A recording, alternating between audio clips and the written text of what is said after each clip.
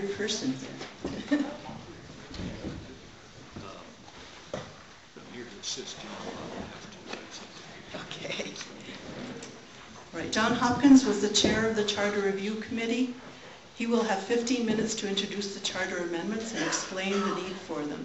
Robert Pelak, president of LAGRI, the Los Alamos Governmental Review Initiative, will then have 15 minutes to explain why he opposes the amendments.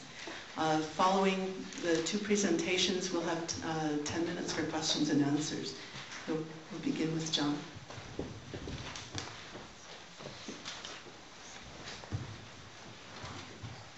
Thank you, Barbara. I'm going to briefly explain our rationale and recommendations regarding the initiative, referendum, recall, and charter amendment processes. These are the 4 charter amendments on the November ballot. First, I want to turn to the rationale. I want to focus my remarks on what I view as the main points, the issues of checks and balances. We have a representative form of government with a county council elected to be the top legislative body in the community. However, citizens should have an ultimate safety valve to address either council inaction or council action seriously at odds with the wishes of the community. This safety valve takes the form of a petition signed by at least a minimum number of voters to require council to have an election on the issue. This is called direct legislation or direct democracy and provides the checks and balances. This option is a safety valve and not a routine method for objecting to council decisions. This is where balance comes in. It involves a balance between the citizens' right to direct legislation and council's responsibilities as the top legislative body as articulated in state law. In short, direct legislation should not be too easy and it should not be too hard. Making the petition process too easy results in all checks and no balance. Making the petition process too hard results in no checks and no balance. I'll talk about our recommendations for the proper balance in a few moments. But next, note that recall is really a moot point. We're bound by the state constitution to follow the law as it pertains to counties. This is the view of our attorneys and of the New Mexico Attorney General. All we're doing here is making our charter consistent with state law. Now I want to talk a little bit about the objectives regarding the November ballot and the question of log rolling. Remember, log rolling is where 2 or more unrelated subjects are combined into a single question. This is not allowed. Now I want to emphasize that council's proposed amendments do not constitute log rolling. And I'll explain why. The first thing to note is the whereas language in each of the council's ordinances that says, and I quote, whereas council's intent is to replace all parts of the existing charter pertaining to initiative with a single unified system embodied within individual sections of the charter, unquote. This applies equally to the other 3 amendments. Just replace initiative with referendum, recall, or charter amendments. The existing charter is fractured, with various essential provisions appearing in scattered sections, many of which are ambiguous. The CRC, Charter Review Committee, and Council wanted to combine, consolidate, and clarify all those provisions relating to each procedure. This is a key point. Next, note again the log rolling prohibition language, stating in a bit more detail that amendments or subjects should be separated if they are not dependent upon each other, and there is no direct, necessary, or logical connection between the operations of each. All of the proposed amendments for each procedure are directly and logically connected to each other. This type of unified procedure and ballot measure is absolutely consistent with that which was used in the constitutional amendment for judicial reform that was upheld by the New Mexico Supreme Court Chavez case, wherein the court stated that the proposed changes, and I'll quote from the Supreme Court decision, were germane to the overarching theme of judicial reform. Now I will address the recommended levels of checks and balances. The Charter Review Committee reviewed other New Mexico communities and made recommendations in line with their charters. Theirs, however, are based upon municipal rather than general elections. In most of the New Mexico communities, the turnout in municipal elections is substantially less than for general elections. But that may not be the case for Los Alamos, where the turnout for the municipal elections of councilors might well be high. No one knows the answer to this. In any case, I think that the interest in local issues is higher in Los Alamos than in most or all of the other communities of the state. But also the other communities often have a much higher bar for petitioners to hurdle. For example, we proposed signatures from 15% of the voters in the last general election, while Albuquerque requires signatures from 20% of the voters in the last municipal election. And Santa Fe requires a whopping 33 1/3% of voters in the last mayoral election, with the additional requirement of 10% from each district. For more details on the other communities, we have a handout at the back called Frequently Asked Questions, and that has the numbers for both Albuquerque and Santa Fe for referendum and initiative. And you can also contact our website, which is listed back there as well, or ask one of our colleagues managing a booth at the farmers market between now and Election Day. By the way, one of the things I thought I'd mention about the sample ballot, what you find back there, is the reason for the 4 amendments is not because there wasn't room on the ballot. I want to mention a few other details. One objection raised by our opponents is that the proposed amendments listed subjects that are not permitted by the petition process. I would like to point out that the present charter lists the same subjects. There are no new exclusions. We just included the list to save a petitioner time and energy by warning him or her ahead of time away from areas that were not amenable to the petition process. And that was the reason for putting them in the original charter. This in no way further restricts the petitioner. A second complex area involves the legislative or policy subjects and the administrative or operational subjects. In general, legislative subjects are amenable to petitions, while administrative subjects are not, the operational subjects. Once you start building a building, in other words, it's not available for the petition process. Now to shift gears.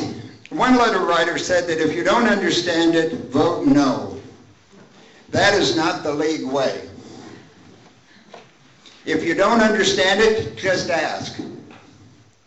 In conclusion, I want to say that I feel strongly that we have proposed 4 charter amendments that constitute substantial improvements over the present charter, and I urge you to vote for all 4.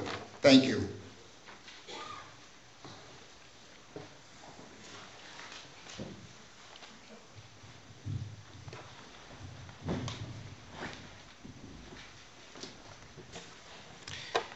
Thank you, John, and thank you to the League for holding this forum and for inviting us to participate. I'd like to take a few moments and address why I am opposed to the 4 charter amendments that are on the ballot. First and foremost, each of the 4 questions that will be before the public involve a large number of complex changes to the entire petition process. First and foremost, as John has mentioned, are changes to the formulas used to calculate how many signatures will be required for a petition and what time frame in which they must be collected. As John did point out, Los Alamos, well, first, as John pointed out, these formulas are generally based on the participation in municipal elections. And that Los Alamos, unlike other communities, holds its municipal elections at the same time as a general election. Other communities hold separate municipal elections. Consequently, the voter turnout in Los Alamos is considerably higher than in other places. And yes, it is knowable as to how high it is. What one has to do is contact the clerks of the various other communities and simply inquire as to what the voter participation rates are like in their elections. I have done this. In Los Alamos, a typical average election participation rate is about 75%. I polled about 8 other communities here in New Mexico, and the result was the highest of those other 8 communities was only 25%. Sometimes it was down as low as 10%. This therefore introduces a very large discrepancy between Los Alamos and the other communities. To carry that a little further, let's consider a few comparisons. Currently, right now in Albuquerque, there is on the ballot, or will be on the ballot, an initiative on the minimum wage. That initiative required 12,000 signatures to be collected. Albuquerque has 27 times more voters than Los Alamos does. It also allows only 1/3 as much time to collect the signatures. So to get what would be the corresponding number in Los Alamos, we would take the 12,000 and divide it by 9. You get something around 1,300, 1,350 signatures. Under the current rules, in Los Alamos, you need either 1,300 signatures or about 1,600 signatures, depending on which election is used. If the new formula is adopted, then you would not divide by 9, you'd have to divide by 18, because the time period in which Los Alamos citizens would be allowed to gather the signatures would be cut in half. And so an equivalent number of signatures in Los Alamos would be somewhere around 600 to 700, which is a lot lower than it currently is. So introducing the new change that they're proposing would make Los Alamos substantially more difficult than Albuquerque it is to collect signatures for an initiative petition. If we take a look at the recall and compare with Santa Fe, the proposed change to the Los Alamos County Charter would give us the same formula as Santa Fe does. But Santa Fe only has 25% voter participation compared with our 75%. Consequently, you need about 3 times as many signatures to institute a recall election in Los Alamos as you would in Santa Fe, despite the fact that each district within Santa Fe is about the same size and population of voters as Los Alamos.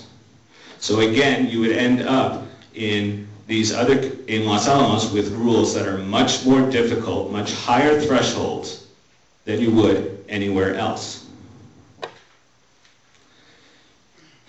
With regard to the addition of new subjects, a number are carried over from the previous charter, indeed, and some new ones are added. However, there is a question as to how to interpret those new topics. For instance, one of the things that is added is the amendments to a zoning map. Now, a specific amendment to change spot A to spot B would be an administrative change, and that would be precluded, as John has explained. However, one could also interpret the way that it's being added as to include any legislation that discusses how zoning map amendments are to be changed. That is more of a legislative issue. Now, I picked the zoning map amendments because about 5 or 6 years ago, down in Hobbs, New Mexico, a referendum was held on their zoning ordinance. All 100 pages of it was put up for a up or down vote by the citizens because some citizens went out and collected the sufficient number of signatures to cause that to happen. Ultimately, the measure was approved that the referendum failed, so the ordinance did go into effect. There are a number of other small changes that are being introduced in here, and I'd like to take a few minutes to elucidate them. First of all, our current charter allows for a grace period following the initial period for collecting signatures. The reason for this grace period is to allow the county clerk to catch up on counting the signatures, to figure out where we are, and then if not enough signatures have been collected, the petitioner is given 10 more days to try and close the gap. The proposed amendments would eliminate this grace period from each of the process. This has some complications because what they try to introduce in its stead is that the county clerk is supposed to report periodically on the progress of validating the signatures. However, if the county clerk should fall behind, and that can happen during a busy time, if you're collecting signatures, say, around now, while there's an election being prepared for, the petitioner is left with no recourse. The original grace period is superior in that it gives the county clerk the time to get the job done, and then the clock on the grace period only starts after the county clerk has been able to catch up. Another change that's included in these amendments is that the specifications for the time periods at which to hold the elections are removed. So the petitioners and even the people in the county government are left trying to sort through state law to figure out when an election can be held. When currently we actually specify in the charter that an election should be held within so many days after the certification. There also is introduced a new rule for initiatives that prohibits failed petitions for 1 year. Now that on the surface seems like a good idea, that if a petition fails to get enough signatures that you should have to take a time off before trying again. However, if, say, in the first few days of a petition, a flaw is discovered, it's not possible then to stop the old petition and start a new one. The clerk would be prohibited from issuing a new petition based on the wording that's in the new proposed amendments. Another change on referendums is that in the current charter, referendums are allowed not only on ordinances or the whole ordinances, but on parts of ordinances as well as resolutions. These latter two are eliminated in the new proposals. Finally, we come to the final question of the four, the question on charter amendments. This is a particularly confusing question in that it attempts to lock the process of charter amending the charter to that of conducting an initiative petition. However, voters will be confronted with the question of what is going to be the process for an initiative petition. Well, they won't know at the time they're voting because that's the subject of the first question, and so it will depend on the result there. Also contained within the same question is the new rule about single subjects.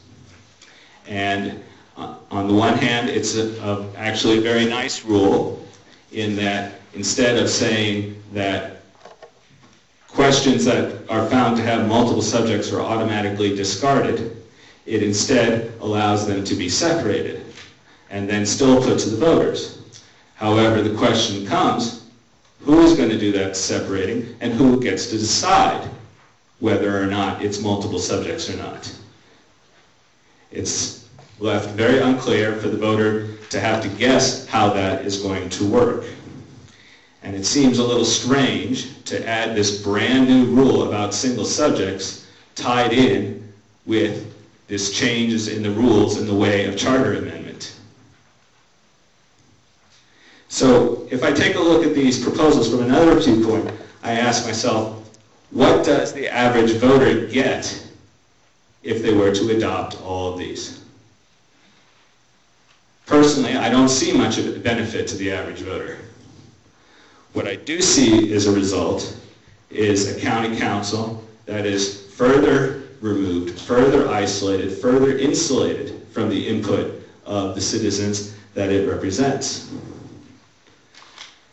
Back in 1967, there was a proposed charter put to the voters, and it had tougher rules for initiative, referendum, and recall. It was defeated by the voters, and a new charter with these current rules was put out in 1968. I hope that we will continue with what we have currently. I can speak from personal experience that we have a large, high requirements as it stands right now. We don't need to make them astronomical. And as one more point in my discussions with the city clerk of Santa Fe, I asked, has anybody ever done a petition in Santa Fe? The answer is no. So I don't think we want to make our requirements even higher than what they have in Santa Fe. Thank you very much.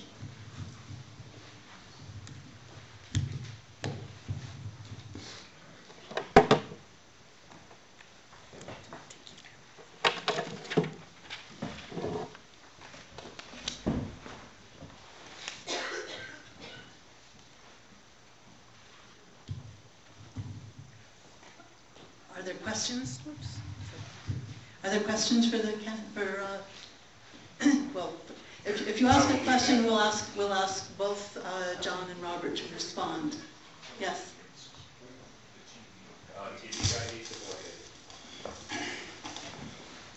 Hi, my name is Greg White, and I'm going to tell you how I see it, and then I'd like the person representing the Charter Committee to tell me why I'm wrong. First off, this ain't Albuquerque, it ain't Santa Fe. We don't give a crap what they do down there. That's their problem. Excuse me, I'd like to remind you, you have 30 seconds. Second thing is, that what was in the newspaper is extremely confusing, and this thing ain't much better, and we're not going to have much chance to read anything until the day we vote, according to what was in the newspaper. I'm sorry, you have to... And this is definitely log rolling, because you're definitely taking you different need things to like stop, the number of days sir. that you allow for the petition to be circulated. You need to stop. And combining it with things like not being able to recirculate a petition again for 12 months. Please. And then on top of all that, Please hand over the mic. if there isn't something that's wrong with people having enough time to Robert, circulate you want to a petition, answer? or needing more signatures, What would you say? what's the county got a problem with that? Okay, please be seated, sir. I'm sorry. Nothing like free speech. I didn't see a question. Okay. That sounded just like a statement to me. I don't know what the question was. All right, thank you. Well, Is there an actual question, please? Allowing people 180 days In the instead back. of 90, or a 10% Please stop. instead of 15, unless they're trying to squash people doing something. All right, thanks. I have a mic and I have a question, which is, it seems that Los Alamos County looks at process constantly and not at results. So I'd like both of you to tell us, will the county be a more vibrant place in 10 years if your proposals go through?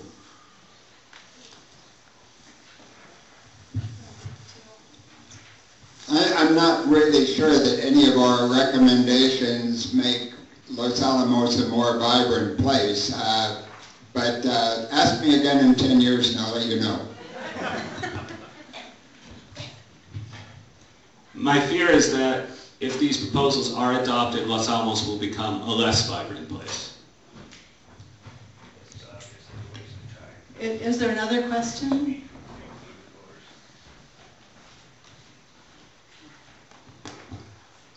the proposed amendments, I'm curious if each can stand effectively by itself without passage of the others. So as stated another way, if one passes and not the other three, is it effectively hobbled or create more confusion than we have? Let Robert answer first. No, I think that's to me. It's referred to the proposed ones. I want to stand up so I can see you and you can see me. The reason this was so difficult to do was that when the charter, our present charter, was first put together, there are common parts to each of the initiative, referendum, recall, charter amendment processes, and those common pieces were taken out and put in another section of the charter, and then only those unique things were put in separate sections. And that made it very difficult to do. Today, the way it is proposed in the present recommended charter amendments, each one stands separately. Each one could be modified separately. They're all on their own. So it's much better from that standpoint.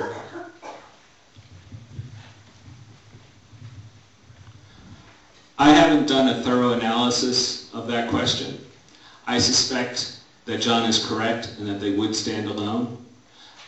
If they would hold together if one is put in it and another is not. However, I would like to say that an alternative approach that could have been employed would have been to have done the rewrites to improve the clarity without changing any of the requirements. Leave the 180 days in for the time period for initiative. Leave the 50%, the 10% rather in for the referendum. You could have then justifiably put it all down as a single question, even if you had done it across all 4 topics. Then come back at a later date and make the changes or propose changes on the percentages and the other rules. That would have been a much cleaner, simpler process for the voter to understand. Other questions? Yes. Sarah? I appreciate your work on the charter committee because I've always thought that it needed work. And but like this gentleman over here, I'm a little confused. And John used a lot of your time to talk about log rolling, and that's not what I'm concerned about finding out tonight. I more want to know why you think this is good for our community. I understand the opposite side, but I'd like to hear you advocate for your side. Well, Robert pointed out that, is this working? Hello? Hello? Well, Here, John. okay. I was silenced. The issue of why is this better for the community? Rob pointed out that Santa Fe had no charter, or excuse me, no petitions. We've had 10 in the last 4 years. I think that it makes it more difficult for the whole community to operate smoothly with the present charter system, and I think it actually is used just to disagree with council, and I don't think that's the safety valve that it was intended to have.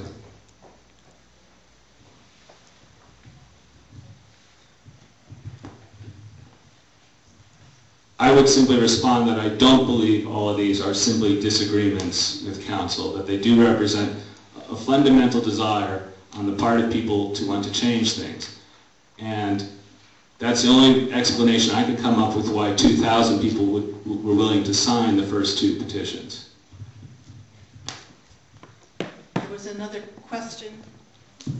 There was a question in the back there. Sarah, would you? I was just wondering on the first issue that you brought up, you said that there were half the number of voters and half the amount of time.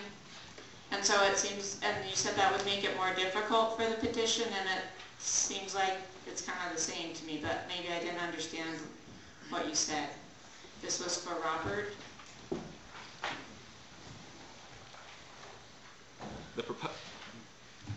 The proposed change on initiatives is to cut the time in half but keep the same number of signatures required. Therefore, you have to collect twice as many signatures per day on average to get a petition through. In referendum, what's being changed is the percentage of voters that have to sign the petition. That's going up by 50%. So perhaps I slid those two things together and it came across the same that way. But the bottom line is that all 4 questions result in either an increase in the number of signatures required or a reduction in the amount of time to get the signatures, or in the case of recall, both. Is there another question? All right, thank you very much. It was very helpful, I think.